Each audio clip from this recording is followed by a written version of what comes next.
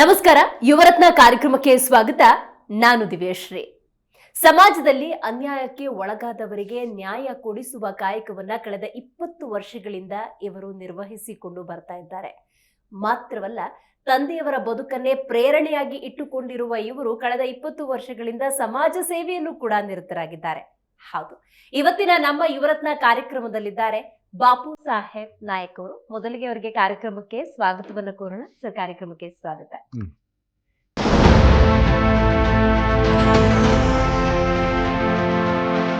ಬಾಪು ಸಾಹೇಬ್ ನಾಯಕ್ ಇವರು ವಕೀಲರಾಗಿದ್ದು ಕಳೆದ 20 ವರ್ಷಗಳಿಂದ ಸಮಾಜ ಸೇವೆಯಲ್ಲಿ ನಿರತರಾಗಿದ್ದಾರೆ.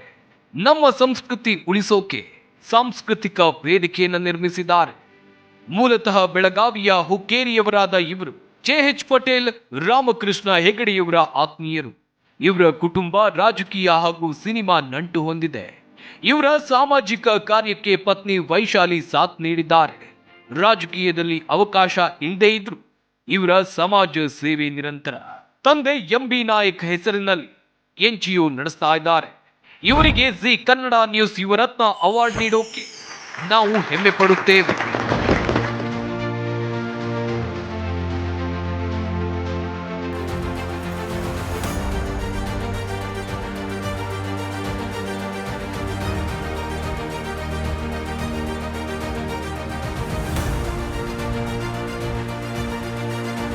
ಈ ಪ್ರಶಸ್ತಿಯಿಂದ ಮತ್ತೆ ಉತ್ಸವ ತುಂಬುತ್ತೆ. ಅಂದರೆ ಮುಂದೆ ನಾವು ಈ ಕೆಲಸ ಸಮಾಜದ ಸೇವೆ ಹೆಂಗೆ ಮಾಡಬೇಕಂತ, ಅದರಿಂದ ಇತರ ಮುಖಾಂತರ ನಾವು ಒಳ್ಳೆ ಕೆಲಸ ಮಾಡ್ಬೋದು.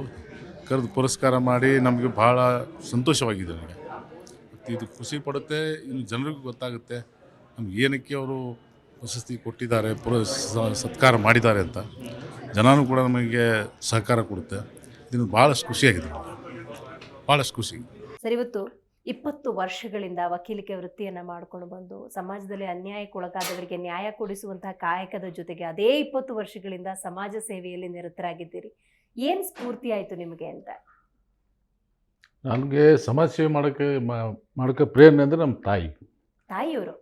ಯಾಕಂದರೆ ಅವರು ಇಲ್ಲಿವರೆಗೆ ನೀವು ನಮ್ಮೂರಲ್ಲಿ ಏನೇ ಒಂದು ಏನೇ ಆದರೂ ನಮ್ಮ ಮನೆಗೆ ಬರೋರು, ನಮ್ಮ ಮನೆಗೆ ಬಂದರು ಹಾಗೆ ಅವ್ರು ಕಳಿಸ್ತಾ ಇರಲಿಲ್ಲ. ಅವರೇ ಬಂದು ಅವರೇ ಊಟ ಮಾಡಿಕೊಂಡು ಅವರೇ ಹೋಗ್ಬೇಕು. ಅಡುಗೆ ತಾನೇ ರೆಡಿ ಆಗ್ತಾಯಿತ್ತು, ಟೀನು ಹಾಗೆ ರೆಡಿ ಆಗ್ತಾಯಿತ್ತು. ಅವತ್ತು ನಮ್ಮ ತಾಯಿಯವರು ತೀರ್ಕೊಂಡ ಮೇಲೆ 50,000 ಜನ ಸೇರಿದರು. ಹೌದಾ? ಹೌದು, 50,000 ಜನ ಸೇರಿ 4 ಡೇ ಕೇರಿ ಅಂದರೆ ಬಂದ್ ಮಾಡಿದ್ರು. ಅಂದರೆ ಅನ್ನಪೂರ್ಣೇಶ್ವರಿ ಎಕ್ಸ್ಪೈರ್ಡ್ ಆದರು. ಅದು ನಮಗೀಗ ವಕೀಲ ವೃತ್ತಿಯನ್ನು ಮಾಡೋಕ್ಕೆ ನಮ್ಮ ತಂದೆ ನಮ್ಮ ಪ್ರೇರಣೆ. ಯಾಕಂದರೆ ಅವ್ರು ವಕೀಲ ವೃತ್ತಿ ಮಾಡ್ತಾನೆ ಸೋಷಿಯಲ್ ವರ್ಕು ಮಾಡ್ತಾಯಿದ್ರು. ಅಂದರೆ ಒಂದು ಏನೋ ಒಂದು ಯಾವುದೇ ರಂಗ ಆಗಲಿ, ಆ ರಂಗದಲ್ಲಿ ಅದನ್ನು ತನ್ನನ್ನು ಇದನ್ನು ಮಾಡಿಕೊಂಡು ಅವರೊಂದು ಅದನ್ನು ಮುಂದುವರಿಸ್ಕೊಂಡು ಹೋಗ್ತಾಯಿದ್ರು. ಆವಾಗ 1975-76 ಅಷ್ಟೊಂದು ಇದು ಟೆಕ್ನಾಲಜಿ ಇರಲಿಲ್ಲ. ಬಟ್ ಆದರೂ ಕೂಡ ಜನರಿಗೆ ಇದು ನಾಟಕ, ಇದು ಚಿತ್ರರಂಗ, ಇದು ಎಲ್ಲ ಅಂದರೆ ತೋರಿಸ್ತಾ ಇದ್ರು. ತಂದು ಹೊರಗಿನಿಂದ ತಂದು ಅಲ್ಲಿ ಮೂವಿ ತೋರಿಸೋದು ಜನರಿಗೆ. ಆಮೇಲೆ ನಾಟಕ ಉತ್ಸವ ಮಾಡೋದು. ಅದಕ್ಕೆ ಅವರು ಎಲ್ಲ ಸಂಗಡಿಗರ ಒಂದು ಫಿಲ್ಮ್ ಸ್ಟಾರ್ ಇದ್ದಾರೆ. ಅಂದರೆ ಇವತ್ತು ನೀವು ಮೊದಲು ಮಹಾಭಾರತ ಬರ್ತಿತ್ತು, ಮೊದಲು ಹಳೆ ಮಹಾಭಾರತ, ಅದರಲ್ಲಿ ಬೇಸಿನ ಪಾತ್ರ ಮಾಡಿದ್ರು. ಅವ್ರ ಬ್ರದರು ಇವರು ಹೋದ್ರು ಕ್ಲಾಸ್ಮೇಟ್ಸು ಬಾಂಬೆದಲ್ಲಿ. ಹೀಗಾಗಿ ಚಿತ್ರರಂಗದಲ್ಲಿ ಕೂಡ ನಂಟು ನಮಗೆ.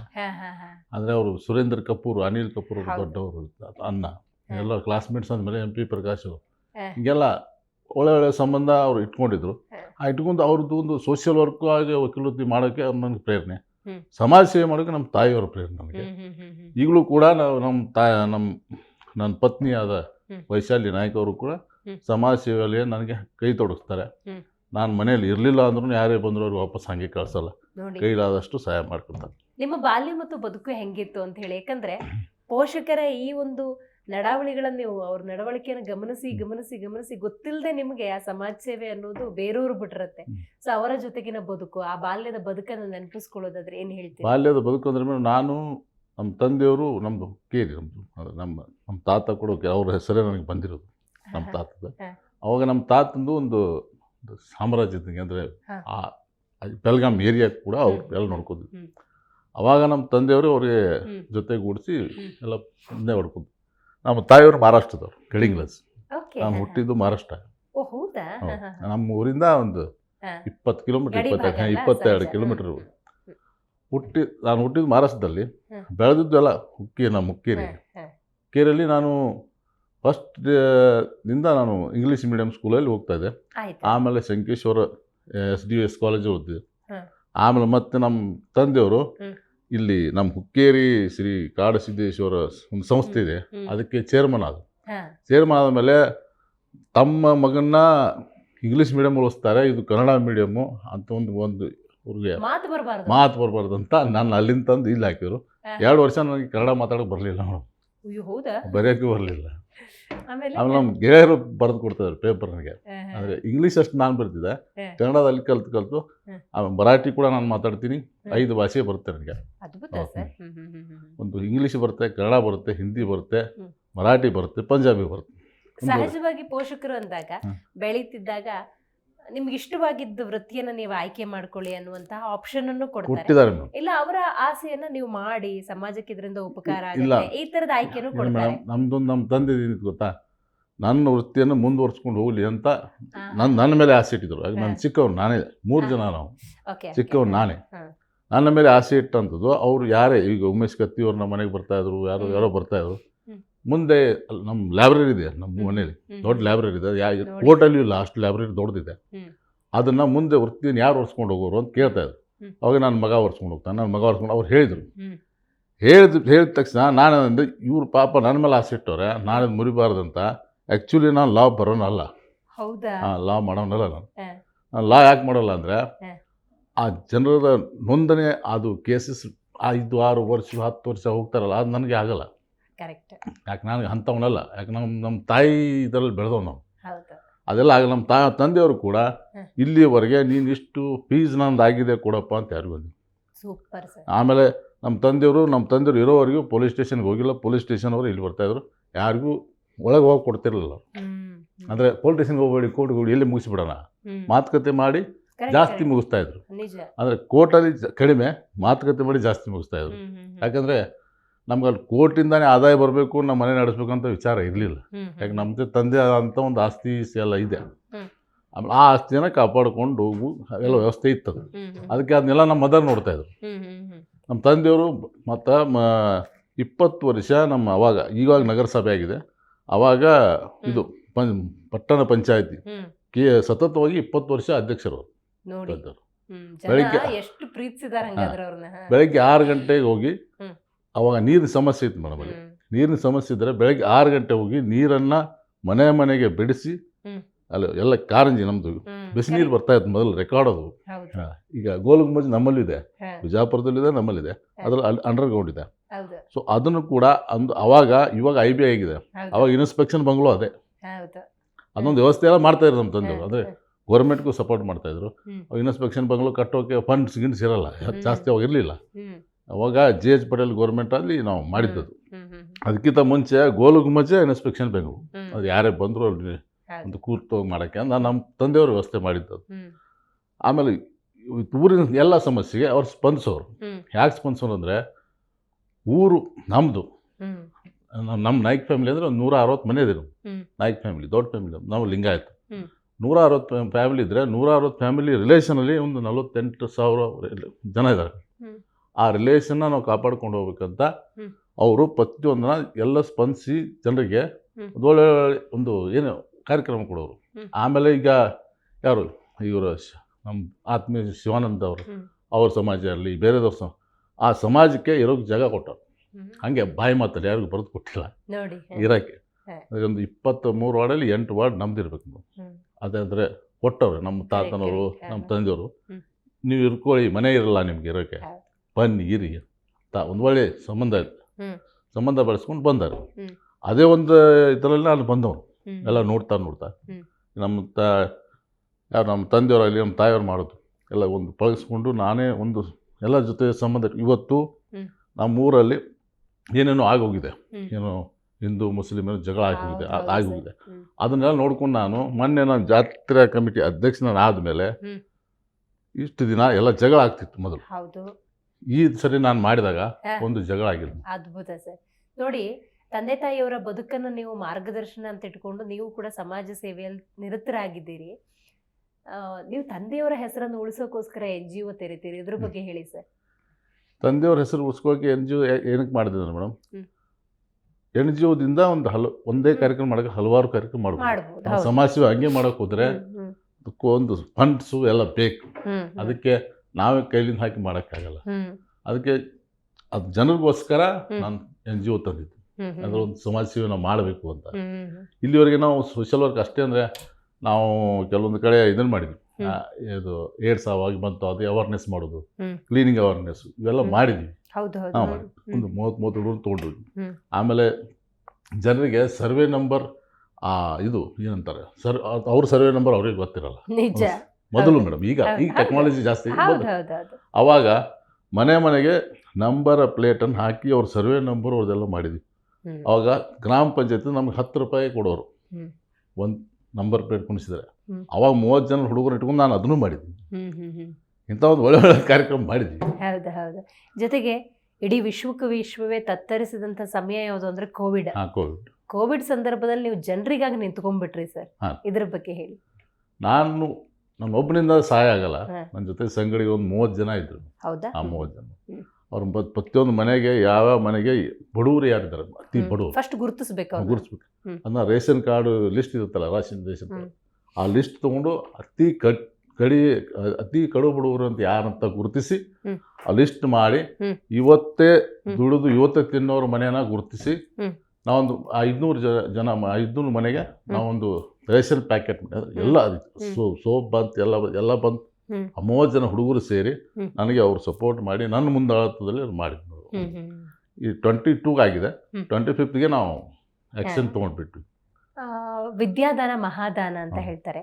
ಒಂದಷ್ಟು ಮಕ್ಕಳಿಗೆ ಬೇಕಾದಂಥ ವಿದ್ಯಾಭ್ಯಾಸಕ್ಕೆ ನೆರವನ್ನು ನಿರಂತರವಾಗಿ ನೀವು ಮಾಡ್ಕೊಂಡ್ ಬಂದಿದ್ದೀರಿ, ಇದ್ರ ಬಗ್ಗೆ ತಿಳಿಸ್ಕೊಡಿ. ನನ್ನ ಪತ್ನಿಗೆ ಗೊತ್ತಿಲ್ಲ ನಾನು ಮಾಡೋದು. ಹೌದಾ? 10 ಜನ ಹುಡುಗರಿಗೆ ನಾನು ವಿದ್ಯಾಭ್ಯಾಸದಲ್ಲಿ ನಾನು ಸಹಾಯ ಮಾಡ್ತೀನಿ. ಆಕೆಗೆಲ್ಲ ಹೇಳಕ್ಕೆ ಹೋಗಲ್ಲ ನಾನು, ಕೆಲವೊಂದು ಹೇಳ್ಬೇಕು. ಯಾಕಂದರೆ ಅವಳು ಒಂದು ಅವ್ರದ್ದು ಹೆಂಗಂದರೆ ಲೇಡೀಸ್ ನಿಮ್ಗೆ ಗೊತ್ತಲ್ಲ, ಕೆಲವೊಂದು ಹೇಳ್ಬೇಕು ಕೆಲವೊಂದು ಹೇಳ್ಬಾರ್ದು. ನಾನು ಹೊರಗಡೆ ಏನು ಮಾಡ್ತೀನಿ, ಆಕೆ ಕೆಲವೊಂದು ಪ್ರತಿಯೊಂದು ಹೇಳ್ತೀನಿ. ಬಟ್ ಇದು ವಿದ್ಯಾದಾನ ಮಾಡೋದು ಹೇಳ್ಕೋಬಾರ್ದು ಅಂತ ನಂದು ಇಷ್ಟ. ಅದು ಹೇಳಿದ್ರೆ ಮಾಡಿದಂಗೆ ಅಲ್ಲ. ನಾನೀಗ 10 ಹುಡುಗರು ಕಲಿಸ್ತೀನಿ, ಹಾಗೆ ನಿಮ್ಮ ಹೆಣ್ಮಕ್ಳ ಬಾಯಲ್ಲಿ ಮಾತು ತಾಳಲ್ಲ. ಅದಕ್ಕೆ ಅವ್ರು ಬೇರೆದವ್ರು ಹೇಳ್ಬಾರ್ದು. ನಾನು ಗೊತ್ತಾಗಬಾರ್ದು ಅಂತ ಆ ವಿಷಯದಿಂದ ಒಂದು ಮುಚ್ಚಿಟ್ಟಿದ್ದೀನಿ. ಅದ್ಭುತ. ಇದ್ರ ಜೊತೆಗೆ ಸರ್, ಸಾಂಸ್ಕೃತಿಕ ವೇದಿಕೆಗಳನ್ನು ಸಿದ್ಧಪಡಿಸ್ತೀರಿ ಹಬ್ಬ ಹರಿದಿನ ಬಂದಾಗ. ಅಂದ್ರೆ ಯಾಕಂದ್ರೆ ಅವರು ಮೊದಲಿಂದ ಅದು ಮಾಡ್ಕೊತ ಬಂದವರು. ಅಂದ್ರೆ ನಮ್ಮ ತಂದೆಯವರಾಗಲಿ, ನಮ್ಮ ಪ್ರಕಾಶ್ ದೇಶಪಾಂಡೆ ಅವರು ಅಂತಿದ್ರು ನಮ್ಮ ಊರಲ್ಲಿ.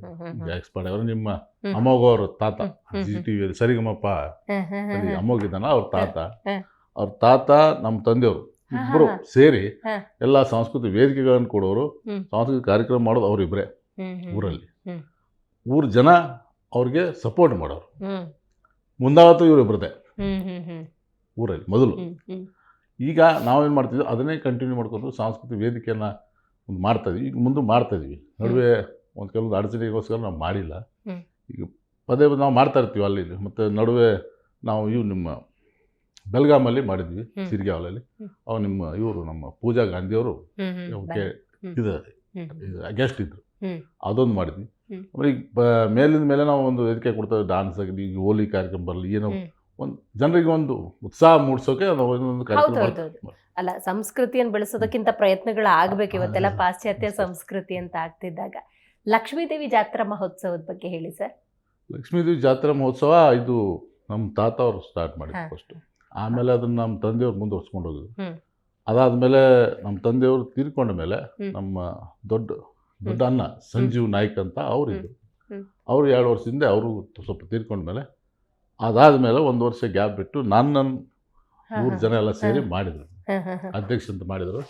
ಅಧ್ಯಕ್ಷ ಆದಮೇಲೆ ನಾವು ಒಂದು ಜಾತ್ರೆಯನ್ನು ಸರಿಪಡಿಸ್ಬೇಕಂತ ಮಾಡಿ, ಯಾವುದು ಗದ್ದಲ ಆಗ್ಬಾರ್ದು, ಒಂದು 5 ಲಕ್ಷ ಜನ ಸೇರ್ತಾರೆ ಅಲ್ಲಿ. 5 ಲಕ್ಷ ಜನ ಸೇರಿ ಎಲ್ಲ ಊರಿನ ಜನ. ನಾನು ಊರಿನ ಜನಕ್ಕೆ ಒಂದು ರಿಕ್ವೆಸ್ಟ್ ಮಾಡಿದ್ದೆ, ಏನಂತ, ನಾನು ಅಧ್ಯಕ್ಷ ಅಲ್ಲ, ನೀವೇ ಅಧ್ಯಕ್ಷಪ್ಪ, ಈ ಸರಿ ಕಾಪಾಡಿ. ಯಾಕಂದ್ರೆ ನಾನು ಫಸ್ಟ್ ಸರಿ ಅದು ಏನು ಹೆಂಗೆ ಮಾಡ್ಬೇಕಂತ ಗೊತ್ತಿಲ್ಲ, ಗೊತ್ತು ಹಾ. ಬಟ್ ಅಷ್ಟೊಂದು ಗೊತ್ತಿಲ್ಲ ಜವಾಬ್ದಾರಿ ತಗೊಂಡು, ಜವಾಬ್ದಾರಿ. ಹ್ಮ್ ಅದಕ್ಕೆ ನಮ್ಮ ಜಾತ್ರಾ ಕಮಿಟಿ ಎಲ್ಲ ಸದಸ್ಯರು, ಹ್ಮ್. ಆಮೇಲೆ ಪಂಚರು ಹಕ್ಕದಾರರು ಇರ್ತಾರೆ ಅದಕ್ಕೆ. ಹ್ಮ್ ಹ್ಮ್ ಹ್ಮ್ ಆಮೇಲೆ ನಮ್ಮ ಹ್ಮ್. ಮಾವ ಜಯಗೋಳ ಪಾಟೀಲ್ ಅವ್ರು ಇದ್ದಾರೆ. ಹ್ಮ್. ಈಗ ಹುಕ್ಕೇರಿ ನಮ್ದು ಇದು ಹ್ಮ್. ವಿದ್ಯುತ್ ಸಹಕಾರಿ ಸಂಘದ ಅಧ್ಯಕ್ಷ ಈಗ ಅವರೇ ಹ್ಮ್. ಮೊನ್ನೆ ಆಗಿದ್ದಾರೆ. ಹ್ಮ್ ಆದರೆ ಇಲ್ಲಿ ಎಲ್ಲ ಕೆ ಬಿ ಇರುತ್ತೆ ಮೇಡಮ್. ಹ್ಮ್ ನಮ್ಮಲ್ಲಿ ವಿದ್ಯುತ್ ಸಹಕಾರಿ ಸಂಘ ಇದೆ. ನಾವು ಕೆ ಬಿನ ತೊಗೊಂಡು ಹ್ಮ್. ಜನರಿಗೆ ನಾವು ಕೊಡ್ತೀವಿ ಅಲ್ಲಿ. ಹ್ಮ್. ಅದೊಂದು ಪದ್ಧತಿ. ಇಲ್ಲಿ ಬಿಟ್ಟರೆ ಜೈಪುರದಲ್ಲಿದೆ, ಎರಡೇ ಇರೋದು. ಹ್ಮ್. ಅದಕ್ಕೂ ಕೂಡ ನಮ್ಮ ತಂದೆಯವ್ರ ಮೊದಲು ನಿರ್ದೇಶಕರಿದ್ದರು. ಹಾ.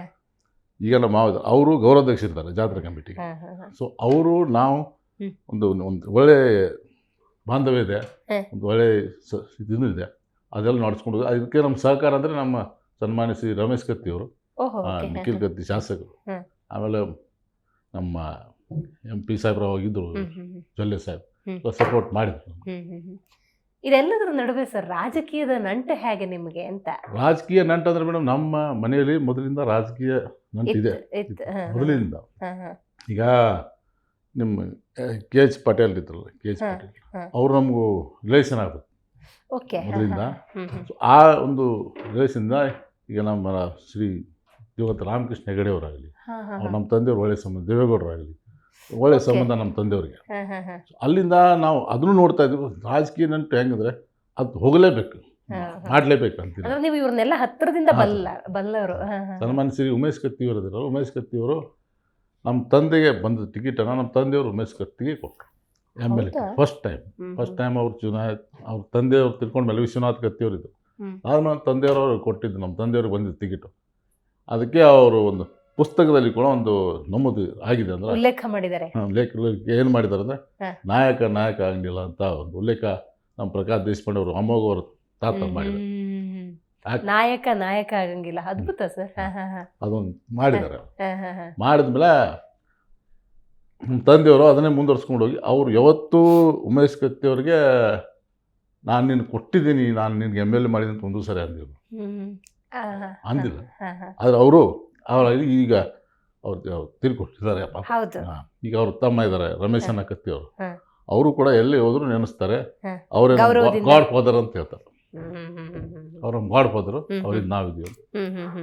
ಅಲ್ಲ, ಒಂದು ಅವಕಾಶ ಈಗ ನೋಡಿ, ನಿಮ್ ತಂದೆಯವ್ರಿಗೆ ಸಿಕ್ಕಿದಂತ ಅವಕಾಶವನ್ನ ಮತ್ತೊಬ್ಬರಿಗೆ ಧಾರೆ ಎರೆದಿದ್ದಂತ. ದೇವ್ರು ಕೊಟ್ಟರೆ ಮಾಡೇ ಮಾಡೋಣ. ಈಗ ಏನಾರು ಅಂತ ಅವಕಾಶ ಬಂತು ಅಂದ್ರೆ ಮುಂದುವರಿತೀರಾ? ದೇವ್ರು ಕೊಟ್ಟರೆ ಮಾಡೇ ಮಾಡ್ತೀನಿ. ಹಾ. ಒಂದು ಒಳ್ಳೆಯ ಶಾಸಕ ಆಗಿ ಕೆಲಸ ಮಾಡೋದೊಂದು ವಿಚಾರ ಇದೆ. ನಿಮ್ಮ ಕ್ಷೇತ್ರದಲ್ಲಿ ಈಗ ಆಲ್ರೆಡಿ ಅಣ್ಣ ಇದ್ರೆ ಏನೋ ನಮ್ ಕಷ್ಟಕ್ಕೆ ಸ್ಪಂದಿಸ್ತಾರೆ ಅನ್ನೋ ಭಾವನೆ ಜನರಲ್ಲಿ ಇದೆ. ನೀವು ಶಾಸಕರಾಗಿ ಬರ್ಬೇಕು ಅನ್ನುವಂತ ಅಭಿಪ್ರಾಯ ಇದೆಯಾ ಇದೆ ಜನರಲ್ಲಿ? ಇದೆಯಾ? ಇದೆ. ಇದೆ. Okay. ಅಂದ್ರೆ ಒಂದು ನಮ್ಮ ರಿಲೇಷನ್ ಎಲ್ಲರಿಗೂ ಇದೆ. ಹಾ. ಅಲ್ಲಿ ಬಾಯಿ ಮಾತಲ್ಲಿ ಅಂತಿರ್ತಾರೆ, ಹಾ. ನೀನು MLA ಆಗ್ತಿ MLA ಆಗಿ, ಅದು ದೇವ್ರು ಬಂದಾಗ ನೋಡೋಣಪ್ಪ ಅಂತ. ಖಂಡಿತ. ಇನ್ನು ಕಲಾವಿದರ ಜೊತೆಗೆ ಚಲನಚಿತ್ರದ ಜೊತೆಗಿನ ನಂಟಿನ ಬಗ್ಗೆ ಹೇಳಿ ಸರ್. ಚಲನಚಿತ್ರ ಕಲಾವಿದರು, ಚಲನಚಿತ್ರ ಇದು ಒಂದು ಇದು. ಆಮೇಲೆ ಚಲನಚಿತ್ರ ಇವರು ನಮ್ಮ ನಟ ನಟಿಯರ ನಂಟು. ಇದು ಈಗ ಅನಂತ್ ನಾಗ್ ಅವರು, ಉಮಾಶ್ರೀ ಅವರು, ನಮ್ಮ ತಂದೆಯವರಿಂದ, ತಂದೆಯವರಿಂದಾನೆ. ನಿಮ್ಮ ತಾರವರಾಗಲಿ, ಹಾ. ಅವರು ಮಂಜುಳಾ ಗುರುರಾಜ್ ಸಿಂಗರ್ ಅವರಾಗಲಿ, ಹೌದು. ಎಲ್ಲ ಹಾ. ನಮ್ಮ ನಿಮ್ಮ ದಿನೇಶ್ ಅವರಾಗಲಿ, ಟೆನ್ನಿಸ್ ಕೃಷ್ಣ ಅವರು ಎಲ್ಲ ನಮ್ಮ ಮನೆಗೆ ಬರ್ತಾ ಇದ್ರು. ನಮ್ಮ ಡಾಕ್ಟರ್ ರಾಜ್ಕುಮಾರ್ ಅವರು, ಅವರು ಬರ್ತಾರೆ. ಬಂದಾಗ ಅವರು ಅನಂತ್ ನಾಗ್ ಅವರು ಒಂದ್ಸಾರಿ ಬಂದಿದ್ರು ಮೇಡಮ್, ಹಂಗೆ ಗೋಕಾಕ್ ಅಂತ ಸತೀಶ್ ಜಾರಕಿಹೊಳಿ ಅವರು ಬಂದಾಗ ನಮ್ಮ ತಂದೆಯವ್ರು ಕಾಲ್ ಮಾಡಿದ್ರು, ಎಲ್ಲಿದ್ದೀಪ್ಪ ಅಂತ.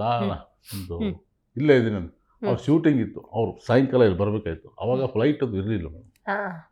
ಅವಾಗ ನಮ್ಮ ತಂದೆಯವ್ರ ಗಾಡಿ ಕೊಟ್ಟು ಅವ್ರಿಗೆ ಸಾಯಂಕಾಲ 6 ಗಂಟೆಗೆ ಇಲ್ಲಿ ರೀಚ್ ಮಾಡಿದ್ರು ಬೆಂಗಳೂರಿಗೆ. ಮಾರ್ನಿಂಗ್ 6 ಗಂಟೆಗೆ ಬಿಟ್ಟು ಆವಾಗ ಬೈ ರೋಡ್.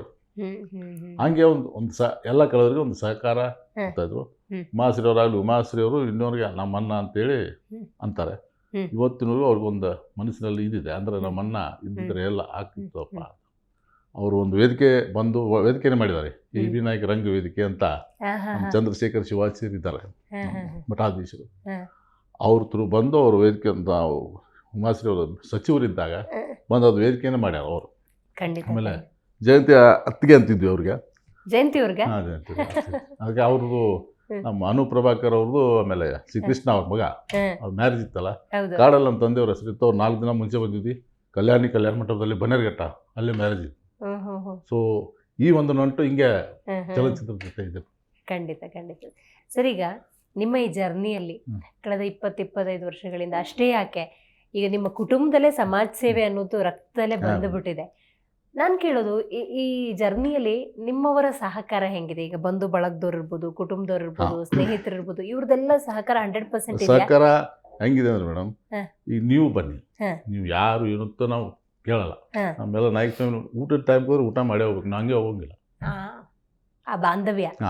ಯಾರೇ ಹೋಗಿ ಇವತ್ತು ಯಾವ ಸಮಾಜ ಯಾವ ಇದು ಕಾಸ್ಟ್ ಏನು ನೋಡಲ್ಲ ಅವ್ರು. ನಾವು ಟಿಫಿನ್ ಟೈಮ್ ಹೋದ್ರೆ ಟಿಫಿನ್ ಮಾಡೇ ಹೋಗ್ಬೇಕು, ಬಿಡಂಗಿಲ್ಲ ಹಂಗೆ.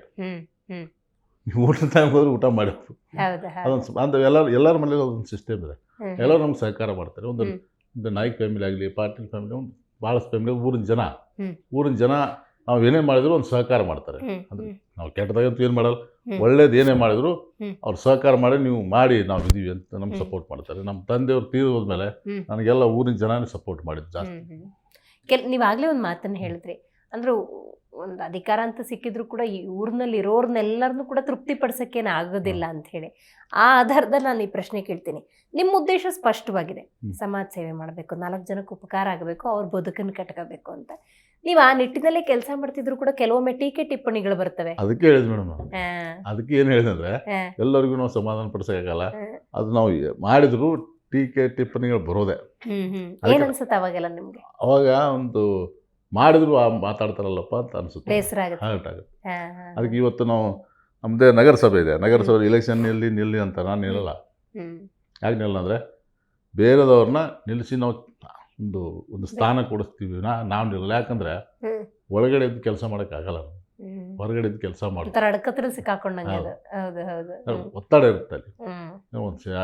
ಏನೋ ಒಂದು ಸಮಸ್ಯೆ ಇರುತ್ತೆ ರಾಜಕೀಯ ರಂಗದಲ್ಲಿ, ನಿಮ್ಗೊಂದು ಗೊತ್ತಿರೋ ಸಮಸ್ಯೆ ಇರುತ್ತೆ, ಅದು ಒತ್ತಡಕ್ಕೆ ಸಿಕ್ಕಾಕೊಂಡು ಹೊರಗಡೆ ನಿಂತು ನಾವು ಏನು ಜನರಿಗೆ ಸಹಾಯ ಬೇಕು ಅದು ಮಾಡ್ಬೋದು. ಅವ್ರಿಗೆ ನಾವು ಹೇಳ್ಬೋದು, ಯಾವ ಒಂದು ಅಧಿಕಾರಿಗಳಿರ್ತಾರೆ ಅವ್ರು ಮನವಿ ಮಾಡಿ, ಯಾರು ಅಧ್ಯಕ್ಷರಿರ್ತಾರೆ, ಏನೋ ನಮ್ಮೆಲ್ಲ ಗೆಳೆಯರು, ನಮ್ಮ ಗೆಳೆಯರು ಇರ್ತಾರೆ, ನಮ್ಮ ಯಾರು ರಿಲೇಷನ್ ಇರ್ತಾರೆ, ಅವ್ರು ಹೇಳಿ ರಿಕ್ವೆಸ್ಟ್ ಮಾಡಿ ಮಾಡಿಸ್ತೀವಿ ಅಷ್ಟೇ. ಖಂಡಿತ ಖಂಡಿತ. ಈಗ ನಿಮ್ಮ ಪತ್ನಿಯವರು ಕೂಡ ವಕೀಲರಾಗಿರೋದ್ರಿಂದಾಗಿ ಅವ್ರ ಸಹಕಾರ ಹೆಂಗಿದೆ ನಿಮ್ಮ ಈ ಜರ್ನಿ? ಅವರು ಸಹಕಾರ ಹೆಂಗಂದ್ರೆ ಮೇಡಮ್, ನಂದು ಕಷ್ಟ ಇರಲಿ ದುಃಖ ಇರಲಿ ಪ್ರತಿಯೊಂದಕ್ಕೂ ಸಹಕಾರ ಇದೆ. ಇವತ್ತು ನಾನು ಏನೇ ಮಾಡಿದ್ರು, ಇವತ್ತು ಇದು ಮಾಡಬೇಡಿ, ಇದು ಒಳ್ಳೇದು ಕೆಟ್ಟದಂತೂ ನಾನು ಮಾಡಿಲ್ಲ, ಯಾವ್ದು ಕೆಟ್ಟದ್ದು ಅದು ಮಾಡಬೇಡಿ ಅಂತ. ಒಬ್ಬ ಕೆಟ್ಟ ಅವರು ಯೋಚನೆ ಮಾಡ್ತಾರೆ, ಅವರು ಒಂದು ಒಳ್ಳೆ ಎಜುಕೇಷನ್ ಆಗಿದೆ. ಈಗ ನನ್ನ ಮಗಳು ಕೂಡ ಇವತ್ತಿಗೂ, ನನ್ನ ಮಗಳು ನಮಗೆ ಬೆಳೆಸಿದ್ವಿ ನಾವು, ಮಗಳು ಹೆಲ್ಪಿಂಗ್ ನೇಚರ್ ಇದೆ. ಕಾರ್ಪೊರೇಟ್ ಲಾ ಮಾಡಿ ಇಲ್ಲಿ ಅಲಾಯನ್ಸ್ ಯೂನಿವರ್ಸಿಟಿ ನಮ್ಮ ಆನೇಕಲ್ ಇಲ್ಲೇ ಮಾಡ್ತಾರೆ. Right right. ಇನ್ನು ಸರ್, ಈಗ ನಿಮ್ಮ ಈ ಜರ್ನಿಯಲ್ಲಿ ಇವ್ರನ್ನ ನಾನು ನೆನಪಿಸ್ಕೋಬೇಕು, ನಾನಿವತ್ತು ಇಷ್ಟು ಸಮಾಜದಲ್ಲಿ ಹೆಸರು ಮಾಡ್ತೀನಿ ಅನ್ನೋದಾದ್ರೆ, ನಾನು ಇವ್ರನ್ನ ನೆನಪಿಸ್ಕೊಳ್ಳೇಬೇಕು ಅನ್ನೋದಾದ್ರೆ ಯಾರನ್ನ ನೆನಪಿಸ್ಕೋತೀರಿ? ನಾನು ನೆನಪಿಸ್ಕೊಳ್ಳೋದು ಮೇಡಮ್, ಒಂದು ನಮ್ಮ MP ಪ್ರಕಾಶ್ ಸಾಹೇಬ್. ಯಾಕಂದರೆ ಅವರು ನಾವು ಸಚಿವರಿದ್ದಾಗ, ನಮ್ಮ ಚಿಕ್ಕಪ್ಪ ಕೂಡ ಸಚಿವರಿದ್ದರೆ, ನಮ್ಮ ಚಿಕ್ಕಪ್ಪಗಿಂತ ಜಾಸ್ತಿ ನನಗೆ ಸಪೋರ್ಟ್ ಮಾಡಿ, ನೀನು ಇದು ಮಾಡಪ್ಪ ಅಂತ ಒಂದು ಜವಾಬ್ದಾರಿ ಕೊಡ್ತಾ ಇದ್ದಾರೆ. ಅವರಾದಮೇಲೆ ನಮ್ಮ ತಂದೆಯವರು, ತಾಯಿಯವರು ಇದ್ದಾರೆ, ಆಮೇಲೆ ನಮ್ಮ ಬಂಧು ಬಳಗ ಆಯ್ತಲ್ಲ. ಫಸ್ಟು ನಾನು ನೆನೆಸ್ಕೋಬೇಕಂದ್ರೆ, ಇವತ್ತು ನಾವು ಈ ಮಟ್ಟಕ್ಕೆ ಬರೋಕ್ಕೆ ನಮ್ಮ ಊರಿನ ಜನಾನೇ ನನಗೆ ಆಧಾರ. ನಿಮ್ಮೂರಿನ ಜನ ನಿಮ್ಮಿಂದ ಸಹಾಯ ಪಡ್ಕೊಂಡವರು, ಅಣ್ಣ ನಿಮ್ಮಿಂದ ನನ್ನ ಬದುಕನ್ನು ಕಟ್ಕೊಂಡೆ, ನೀವು ಸಹಾಯ ಮಾಡಿದಕ್ಕೆ ನನ್ನ ಮಗ ಓದ್ದ, ಈ ಥರದ ಒಂದಷ್ಟು ಅವರ ಅನುಭವಗಳ ನಿಮ್ಮ ಜೊತೆ ಹಂಚ್ಕೊಳ್ತಾರೆ. ಅವಾಗ ನಿಮ್ಗೆ ಏನು ಅನ್ಸುತ್ತೆ? ಒಂದು ಖುಷಿ ಆಗುತ್ತೆ ಮೇಡಮ್. ಯಾಕಂದ್ರೆ ನಾವೇನಂತೀವಿ, ಇದು ನಾವು ಮಾಡೋದ್ರಿಂದ ನಮ್ಮ ತಂದೆ ತಾಯಿಗೆ ಖುಷಿ ಆಗುತ್ತೆ ಅಂತ ನಾನು ತಿಳ್ಕೊಂಡು ಮಾಡ್ತಾ ಇರ್ತಾರೆ ಅಷ್ಟೇ. ಹೌದು ಹೌದು ಹೌದು, ಆ ಪುಣ್ಯ ಕಾಪಾಡತ್ತೆ ಅಂತ ಹೇಳಿ. Okay okay. ಮುಂದಿನ ಗುರಿ ಏನು ಇಟ್ಕೊಂಡಿದ್ದೀರಿ ಸರ್? ಮುಂದಿನ ಗುರಿ ಮೇಡಮ್, ಒಂದು ಈಗ ನಮ್ಮ ಊರಿಂದ ಒಂದು 15 ಕಿಲೋಮೀಟರ್ ಹಿಡಿಕಲ್ ಡ್ಯಾಮ್ ಅಂತ ಬರುತ್ತೆ. ಹೌದು. ಅಲ್ಲಿ ಒಂದು ಅಂಧ ಮಕ್ಕಳ ಶಾಲೆ ಇದೆ. ಓಕೆ. ಅಲ್ಲಿ ಏನು ಮಾಡ್ತಾರೆ, ಈಗ ಎಲ್ಲ ಹುಡುಗರಿಗೆ, ನಮ್ಮೆಲ್ಲ ಊರು ಹುಡುಗರು ಏನು ಮಾಡ್ತಾರೆ, ಅಲ್ಲೇ ಹೋಗಿ ತಮ್ಮ ಹುಟ್ಟುಹಬ್ಬವನ್ನು ಆಚರಿಸ್ಕೊತದ. ಡೈಲಿ ಒಂದು ಒಳ್ಳೆ ಊಟ ಸಿಗಲಿ ಅಂತ ಒಂದು ಮಾಡ್ಕೊಂಡಿದ್ದಾರೆ. ಅಂಧ ಮಕ್ಕಳ ಶಾಲೆಗೆ ಒಂದು ಏನಾದರೂ ಮಾಡಿ ಒಂದು ಅಭಿವೃದ್ಧಿ ಮಾಡಬೇಕಂತ ನಾನು ವಿಚಾರ ಇಟ್ಕೊಂಡಿದ್ದೆ ಫಸ್ಟ್ ಅದು. ಆಮೇಲೆ ಈ ಕಡು ಬಡವ್ರ ಮಕ್ಕಳು ಇರ್ತಾರೆ, ಟೋಟಲ್ ಅಂದರೆ ಇವತ್ತೇ ದುಡ್ದು ಇವತ್ತು ತಿಂತಾರೆ, ಮನೇಲಿ ಏನೋ ತೊಂದರೆ ಇರುತ್ತೆ, ಅಂಥ ಮಕ್ಕಳನ್ನ ಹುಡುಕಾಡಿ ನಮ್ಮ ತಾಲೂಕು ಜಿಲ್ಲಾದಲ್ಲಿ ಮಾತ್ರ, ಕರ್ನಾಟಕ ಎಲ್ಲ ಹುಡ್ಕಾಗಲ್ಲ, ಸಾಧ್ಯ ಆಗಲ್ಲ. ನಮ್ಮ ತಾಲೂಕಲ್ಲಿ ಜಿಲ್ಲೆಯಲ್ಲಿ ಮಾಡಿ ಒಂದು ಎಷ್ಟೆಷ್ಟೋ ಏನೋ ಒಂದು ಹೆಲ್ಪ್ ಮಾಡಬೇಕಂತ ಇಟ್ಕೊಂಡಿದ್ದೀನಿ ಮೇಡಮ್. ಕಾರ್ಯಕ್ರಮ ಹೆಲ್ಪ್ ಲೈನ್ ಅಂತ ಮಾಡೋದಿದೆ ವಿಚಾರ. Help line 24x7 madam. Help line ಅಂದರೆ ಈಗ ಪ್ರತಿಯೊಂದು ವಾರ್ಡು ಏನಿದೆ ನಮ್ಮ ಒಂದು 23 ವಾರ್ಡ್ ಇರುತ್ತೆ ಇಲ್ಲಿ ನಮ್ಮ ನಗರಸಭೆ ಕೇರಿಯಲ್ಲಿ 23 ವಾರ್ಡ್ ಜನರಿಗೆ ಸ್ಪಂದಿಸೋಕೆ ಯಾರು ಇರಲ್ಲ, ಇರೋನು ಒಬ್ಬನೇ, ಕೌನ್ಸಿಲರ್ ಒಬ್ಬರೇ ಇರ್ತಾರೆ, ಸ್ಪಂದಿಸೋಕ್ಕಾಗಲ್ಲ. ಅದಕ್ಕೆ ಅದು ಪ್ರತಿಯೊಂದು ವಾರ್ಡ್ಗೆ ಒಬ್ಬ ಹುಡುಗನ ನೇಮಕ ಮಾಡಿ ಅಲ್ಲಿ ಆಫೀಸ್ ಮಾಡಿ ಒಂದು ಮೊಬೈಲ್ ನಂಬರ್ ಎಲ್ಲ ಕೊಟ್ಟು ಮನೆಗೆ ಸ್ಟಿಕ್ಕರ್ ಅಂಟಿಸ್ಬಿಟ್ಟು ಹೆಲ್ಪ್ ಲೈನ್ ಅಂತ 24/7 ಅಂದ್ರೆ ನಿಮ್ದು ಆಂಬುಲೆನ್ಸ್ ಬೇಕು ಏನೋ ಬೇಕು ಅಂತ ಫ್ರೀ ಸರ್ವಿಸ್ ಅಂದ್ರೆ ಎನಿ ಸರ್ವಿಸ್ ಅದು ಮಾಡ್ಬೇಕಂತ ಇಟ್ಕೊಂಡಿದ್ವಿ. ಅಂದ್ರೆ ಈಗ ಕೆಲವೊಬ್ರು ಅವ್ರಿಗೆ ಎಜುಕೇಶನ್ ಇಲ್ಲ ಅಂತವರೆಲ್ಲ ಬೇಕಾದ್ರೆ ನಿಮ್ಮನ್ನ ಕಾಂಟ್ಯಾಕ್ಟ್ ಮಾಡಿ ಮಾಡ್ಕೋಬಹುದು. ರೈಟ್.